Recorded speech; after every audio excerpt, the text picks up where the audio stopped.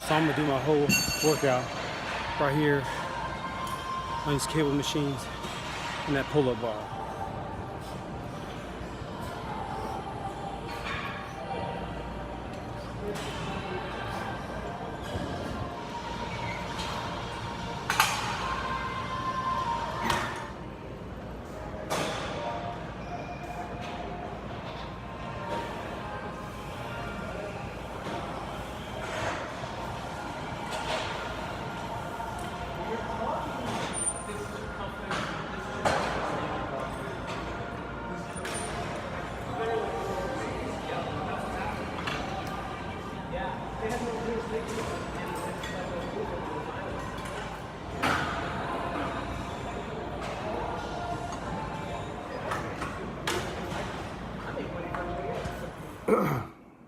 Good morning. Today is Sunday, August 18th, 19th. Hell, I don't know. Hang on a second. Anyways, I think I'm gonna put a clip of yesterday's workout at the beginning of this video. So if I did, hope you enjoyed it. The idea was there, it's just a hotel gym or a small gym or something like that, kind of getting creative and incorporating a bit of workout, entire workout on just that cable machine and pull-up bar. Took a lot of those ideas from what the hell's that dude's name? I don't know. There's a dude on Julian Smith on IG. Anyways, jump right into it. So today we are officially 8 weeks out, and last week we had a crazy weekend, so I didn't get a chance to do my update video last Sunday. So but just kind of updating. If you've been tracking on my spreadsheet or looking at my spreadsheet to kind of get ideas of how I track, you can see that this last week was super spotty. Down, my average weight for the week is only down about a half a pound, 0.5 pounds, which is not the goal, right? But my intake has been kind of all over the place this last week as well. No excuses, obviously I'm still not gaining, but I need to make sure that I get back on track, especially now that we're 8 weeks out. So quick updates. Although my calories, I've only had to reduce my calories once since the beginning of the cut, and so my calories have been at 2645 or 2650. Macro goals have been 315 carbs, 200 protein, 65 fat. Although I haven't been, this last week I wasn't steady at all, and my average was probably pretty high, meaning that I normally wouldn't reduce my calories until I was steady at 2645, and I was seeing that I was plateauing. And since I wasn't steady and consistent, it's hard for me to tell whether or not 2645 is really a plateau number. But I'm 8 weeks out now, and I've got to get down to crunch time. So I am making some modifications. So starting yesterday, I dropped my carbohydrate intake down to 300. Then I'll leave my protein and my fat at 200 protein, 65 fat. I usually get about at least 30 grams of fiber a day as well. So that brings me down to about 85 calories a day on average. So the goal is to see what that does for me. And now that I'm 8 weeks out, I may actually start to adjust that number more frequently than just once a week. I'll still do these updates once a week, but I may adjust that number more frequently, like every 5 days or so, just depending on what kind of response I'm getting. So, few quick updates. Feeling great right now, but starting to get crunch time, starting to get serious now. And so this week went and got my BodPod test done at the University of Utah at the Peak Health and Fitness location. So the reason why is it critical to get a BodPod test done? No, but it is probably well, it's been the standard, kind of the accuracy standard for body composition tests. As of the last few years, something called a DEXA scan has also come out, and which is even supposed to be even more precise. But this year's been pretty accurate. The cool thing about the BodPod test up at the University of Utah, they also do it at BYU, is that I've been tested in the past, and they actually track all of those numbers in the past as well. So if you can see, I don't know if you can see it or not. It's got the dates that I had these done previously, right?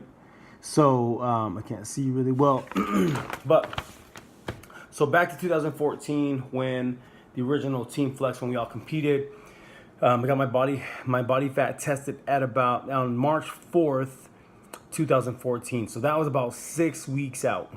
Because I think the show back on that day was April 12th, 2014. So at 6 weeks out, I weighed in at 210.6, so about 210.68, so about 210.7. My lean mass was 183.5, which put me at body fat percentage of 12.9%. Now that was at 6 weeks out from the show. Okay, so fast forward to October 2014, October 16th, 2014. Now this was 2 days out from a show that I did in October. So that first one in March, we competed in April. Later that same year, I competed again, and I tested my body fat 2 days out from the show, and my lean mass was 183.44. So literally the same thing as of that year. Didn't lose any muscle, any lean mass according to this test. My body weight was 199.7, so just under 200 pounds, and my body fat percentage was 8.2%. So the reason why I like to take a look at this stuff is because I want to see what my lean mass does. You always hear about when you're cut, you lose a lot of muscle, and then also when people talk about, oh, like, yeah, I bulked up, I'm going to put on about 10 pounds of muscle, and they're bullshit, because it's hard as hell to put on lean muscle unless you're enhanced or something, like whatever, which is more common than people want to admit. But I like it to compare to where I'm at. So in both of those cases, in both of those previous tests, like I remember my calorie intake being super low, like around 2,000 calories by the time I was under 2,000 calories by the time I was on stage. And so just so you can see, so on that, at 6 weeks out in March 2014, at 6 weeks out, it had me at 12.9%. So if you look at this scale, 12.9% has you in moderately lean, which is pretty average. It's average, it's healthy, right? At 6 weeks out. At the show in October that year, I was at 8.2%, so just a hair off of ultra lean, right? I was at the very, very bottom of this lean category right there. At 2 days out, okay, 8.1%. Now, the reason why I was really excited to see this is because now I am 8 weeks out. My body weight as of the test was 202.7, so just under 203 pounds. And it measures me at 10.3%. Now remember, the last time I had this done, so in March 2014, at 6 weeks out, my weight was 210, and my body fat was 12.9. This time around, I am 2 weeks further than that test, and I am a full 2.6% body fat leaner than I was at 6 weeks out. My lean mass, however, from since then till now is down 1.5 pounds. So my lean mass back in 2014 was 183.5, and now it is 183.449, so 183.5. back in 2014, and right now it is 181.95, so about 182. So I'm down. I am down about 1.5 pounds of lean muscle mass, which is not what I want, but that's still pretty good. My calorie intake, however, is much higher.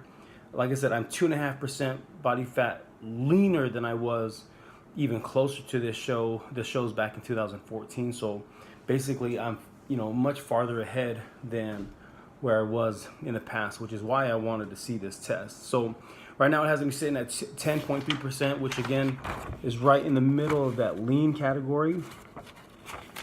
And so I fully expect to be down under 8% body fat in the next 8 weeks, which puts me at ultra lean, which does that mean anything? No, but it feels pretty cool to say, yeah, I'm in the low single digits.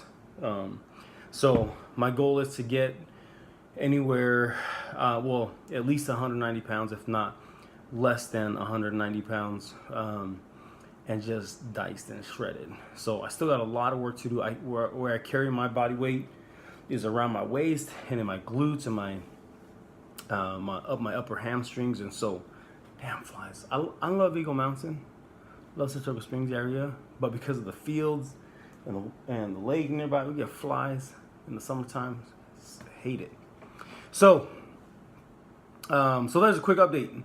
So body fat 10.3%, 8 weeks out. Just watch me get into that ultra lean. If you follow me on Instagram, I've been posting a lot on my stories about food. I update regularly in MyFitnesspal. I try to track. I eat a flexible diet. I don't minimize or limit myself to any specific foods. I just try to manage my calories efficiently and economically, which isn't the easiest, but love it. It's the way that it works for me the most. Few quick updates. Football season just started for my boys. BYU football's around the corner.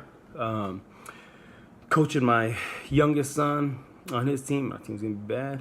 And coaching my and then my older son is playing. He's in a third grade team, and so it's exhausting coaching. So I feel like that's actually helping my conditioning. But training conditioning staying the same. I still train right now 2 hours on average, about 2 hours a day. My target calorie burn is 1,600 calories. That'll probably stay the same because it seriously has me maxed out. Like I want to get 1,600 calories burned in 2 hours, and sometimes I get just under that, but on average I'm just over 2 hours. And so the difficult thing is tomorrow school starts, and so I usually get home to help get my kids breakfast and stuff and ready for school. So gonna have to kick things into overdrive to be able to get home and help my kids. Their bus stop is a little bit further away this year, so got to get home so let me run you through my schedule. So I get up at 4. Well, my alarm goes off at 4. I get to the gym by 5. I train from 5 to 7, which I may have to cut that down a little bit because my kids need to be walking out the door by probably 7:10 to get to their bus stop. So I've got to figure out a way to do that. Either have their breakfast ready or lunch is ready the night before or something, so they can get out of here in case I'm not home in time for them. But I love to see them. I love to get home and have breakfast with them, and then they go to school and stuff. So, and then work, get home about, depending on the days we have practice or not, which is every day, just depending on whether or not who's practicing where, from about 5 to 7:30, get home about 8. We sit down. We usually have dinner as a family, which I love. And then we try to wrap up, wind down, and start it all over again. And I love every second of it. So 8 weeks out, watch me get into the ultra lean level. Follow me on Instagram, Facebook. Connect with me on MyFitnesspal. See what I mean? Copy it, hell. I don't care. But just trying to show like how you can, I've got my calorie goals and my macronutrient goals. You can see that there. And I just try to fit those things in there like a puzzle. And it sounds super complicated, but once you actually start doing it, once you actually start doing it, then it starts to make more and more sense. It gets easier. And actually, so on my Instagram story a little while ago, I posted how, I eat a certain way right now, or not eat a certain way, but I eat a certain amount right now. And I say, because I train balls to the wall, right? I do train hard, but the fact that I train hard doesn't have anything to do with the food that I eat. It has everything to do with the amounts of food that I eat. So again, I don't have, good food, bad food, or I can only eat this certain food. No, like the amount of food that I'm eating, I train hard, which allows me to eat the amount of food that I'm eating, not the food that I am eating, if that makes sense. Because, for example, I love ice cream. I eat ice cream, right? It's not that I can eat ice cream only because I train so hard. No, it's I can eat the amount of ice cream that I want because of I train hard, right? So if I wasn't able to burn the amount of calories that I burn in my workouts on average, then I would have to eat less. So again, my calorie average has been about 2645 to 2700 lately at the amount that I'm training at. If I was training less, then that calorie average would have to be less. Now, what I make my calories up of, that's what is up to me. I can dictate that. I do that by controlling the macronutrient numbers within those calories. But I don't want to get people confused. Like I'm not eating, these foods because of how I train. I'm eating the amount of the food because of how much I am training and things like that. So I don't know if that makes sense. I hope that makes sense.